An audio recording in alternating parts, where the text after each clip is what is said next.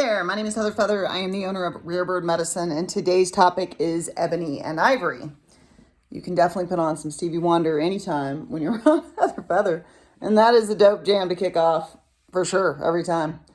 And I'm not talking about a piano here, everybody, but maybe also, who knows? I'm a riddle maker. Who knows what else is in the layers of what I'm going to talk about? I am wanting to talk about the blackness and the whiteness of it all, and the value of both, and the virtue and necessity of both in a dichotomy. We need contrast in order to have evolution. And so when I'm talking about the blackness and the whiteness of it all, something that I think about often is the shadow, the inky depths, the blackness, the shadow aspect of life, the challenge, That is the exact gift every bad guy, quote unquote bad guy, which is just a judgment, you've ever encountered in your life, any person you describe that label to, anyone that's been hiding in the shadows and assaulting you or whatever that may be,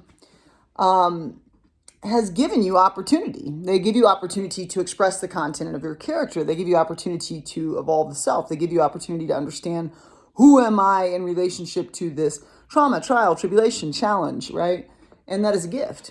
And we notice when we think about the blackness, the darkness, we notice when we watch Mother Nature that every seed that we are going to have proliferate here on earth, in the earth, it's planted in the blackness.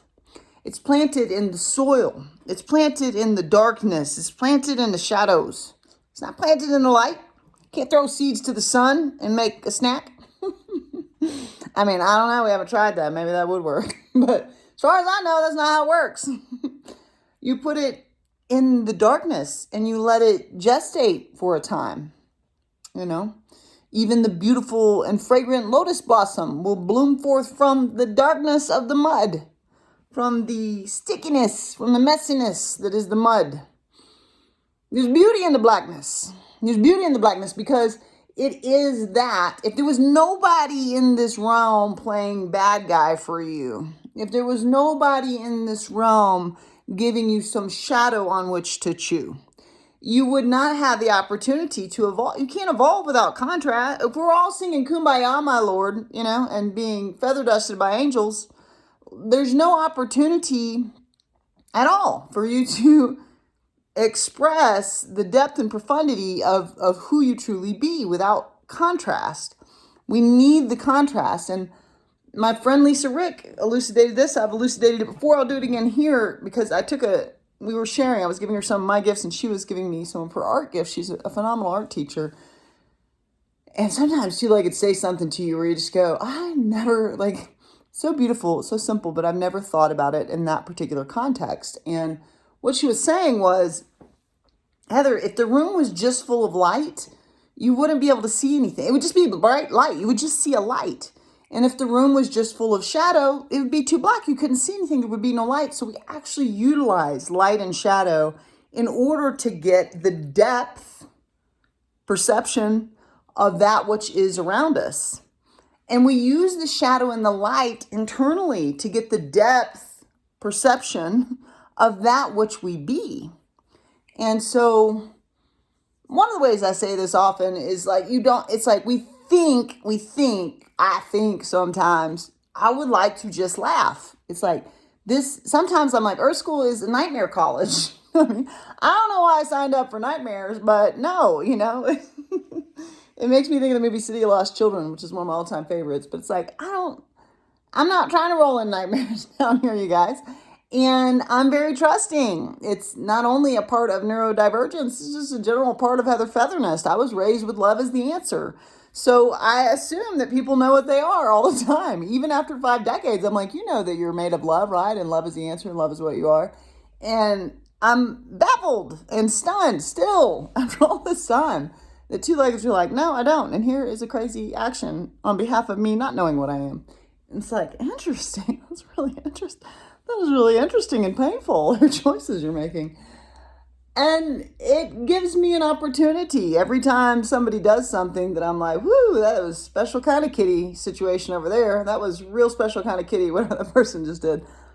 To remember, I don't choose to behave that way. I don't choose that content of character. I'm going to remember my truth. I'm going to remember the light of my being. And how do we do that? We do that by chewing on the fruits of the shadow. Richard Bach says in the book Illusions, which was my Bible in junior high, that's what I called it, the Bible itself has had too many edits from two-leggeds. I'd rather just listen to Jesus directly, which I can do. I and the Father are one, but teach their own. Find your own books. Everybody find your own books. You know what I mean? We're not here to dictate what books people read. I'm not. Let's be clear, I'm not. But I loved Illusions. I would read it over and over and over again because it's like, this book is deep. And one of the things he says in that book is that we seek problems because we need their gifts. Every problem comes with a gift, and we want their gifts. So, we're like problem sniffing pigs, like a truffle pig, just we're going to get some meat on this life and get it to up level and evolve. Now, I think there are two-leggeds here. I've heard this through the Akashic Records, and it makes sense to me, that are living a bit of a more blissful life. They're having an easier time. You may have even locked eyes on somebody. You may have made an assessment, but maybe sometimes you were right, where they are just singing Kumbaya, my Lord, and having a great old time. They're in a cafe in the middle of the day. They're you see them drive by with the top down and a surfboard in the back, whatever it is, that you just go, what? How is that two-legged having such an easy time over here? And I'm having these trials and tribulations, this death, this assault, this trauma, this toxic partner I'm trying to get over, whatever it is. What's up with that? And I think, because we're eternal, we at times choose kind of like a vacation life and just go like, I'm not going to evolve. It's not as actually entertaining, I think, and fun as we think, because we don't develop much in our character play of who we're going to become, how we're going to evolve our matrix. And so, but there have definitely been periods in my life where I thought, man, what kind of ding-dong creates this kind of life? Like, I would not wish my life on a two-legged. I've said it many times. I'll say it my whole life. I would not wish my life on somebody. I don't recommend left swipe on the life Heather created. I would not recommend this for two-leggeds, It's a lot. Lots of death, lots of trauma. Don't recommend it. Unpleasant. Especially when you're just constantly like trusting and like, what? Okay, yeah. Oh, you're a nightmare. Oh, okay, yeah. Oh, that was a nightmare. Oh, okay, yeah. Oh, then more nightmares. Just like ding-donging around at Earth School. And I have had rich opportunity to evolve myself. There are times when I haven't. As a general rule, I spend a lot of time chewing on the fruits of who was I in relationship to this experience? Who was I in relationship to that experience? It's part of being a Scorpio, Sagittarius, Scorpio cusp by 0 degrees, Scorpio Mercury in the Vedic. I'm all water. I'm all Cancer, Scorpio Pisces. It's part of having all this water in my chart. Water is willing to self-reflect. It's willing to look at itself. And so I like to chew on my shadow. I like to be like, that was not my best self. Heather, you weren't being your best self today. Like, I believe you can do better. I believe in you tomorrow. You know what I mean? Like, I believe you'll do better tomorrow. Like, I'm going to allow you to be human. I'm trying to get gentler with a self on it when my shadow pops up. Because if I were to give my shadow a name, it would be World Eater. It would be freaking World Eater. Because the amount of love and agape and light and illumination and light of truth awareness that I've placed in my vessel is immense. And it's a duality. It's a dualistic realm. So, I think we all have the opportunity to be the medicine person, to be the shaman, to be the light, to be the answer, to be the way, to be the truth, to be the illuminated moment. And that may even occur not even through teaching or offering words, but instead awakening in the other two-legged, hey, you are the light of love, wake up. Like elucidating in another their own response of awareness of the love that they be, of the light of truth that is in their sea, But But being eternal is boring. It's boring, you guys. It's boring. It's boring down here. So we create traumas and dramas, and we create forgetting, and we put it all on the Lord. We're like, God did it. God put me down here and took away all my knowledge sticks. And it's crazy, you know? But I don't believe that. I actually think man created Earth School. I think that there was a concept, a joke that God had of, what if I could separate from myself? And then God forgot to laugh and the Big Bang Theory happened. And so now we're fiddling with this foolishness. And so what supports me, since part of living in the living tree includes shadow, includes darkness, is to understand why is it there. It's part of the design. I don't need a two-legged that doesn't suffer sometime, you know? So we can all get on our high horse about like, my suffering is superior because of XYZ, blah, blah, blah labels. But everybody suffers. To me, it's like, suffering is unpleasant. I don't care what your labels are. Suffering is unpleasant, and I'm sorry that we all suffer. May we suffer less, you know? And if we're going to do it, may we get whatever gift we wanted out of that problem. May we find the nectar in the fruit. And the way you find the nectar in that fruit is to understand, you know, sometimes you have too much sugar. The Ayurvedic medicine for sugar is bitter, you know. Madre Ayahuasca is one of the most profound medicines I've had the pleasure of sitting at the table with, and she's bitter, you know. So sometimes the medicine you need, sometimes the antidote is to stew in the darkness sea, is to sit in the inky blackness, is to allow yourself to gestate for a minute in the soil.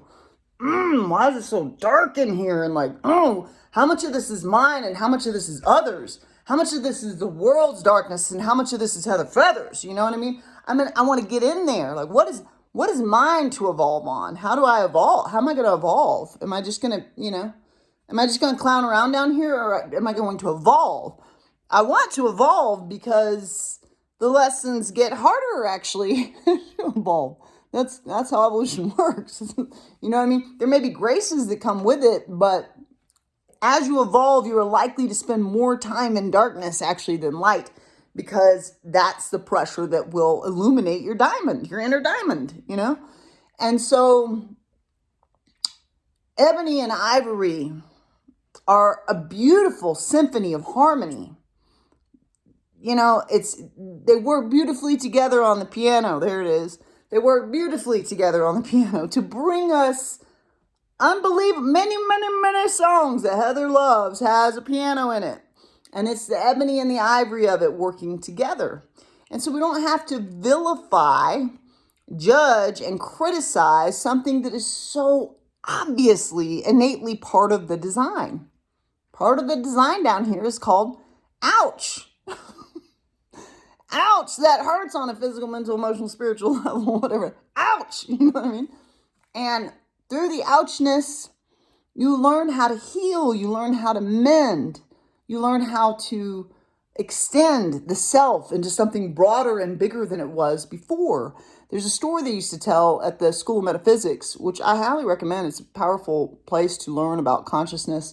And they do have them throughout the nation. You can just Google som.org or whatever, find one local for you. But they tell the story of Gautama the Buddha. And there was a madman, and he was intent on killing like 100 or like 1,000 people. I think it was 1,000. And he was just going around killing people. Crazy madman. But he came upon Gautama the Buddha at the point when he was going to take the 1,000th life. He had already killed 999 people. And he went to kill the Buddha, and the Buddha said, "Oh, you can have my life." Gautama said, "You can take it." And he said, "Wait a minute, why do you so freely give your life to me?" It kind of takes the thrill out, you know, when they're not scared. And the Buddha said, "Any fool can break a branch. It takes a master to mend one." And the man was transformed in a moment, you know. And so there's a lot of foolish branch breaking down here. And it is exactly the thing that causes there to be masters that mend branches. And you can't become a master. You can't become a healer without the sick. You see, you can't become a divine, aligned teacher of the light without the darkness and all the things that are hidden and not in sight. It takes both. The night has always chased the day. So my question today is, how are you holding ebony and ivory, the blackness and the whiteness of all that you get to see? Do you recognize it helps you to be? You can always subscribe to Rare Bird Medicine on YouTube, like and comment there. I'd love to hear your thoughts. I'm Moon.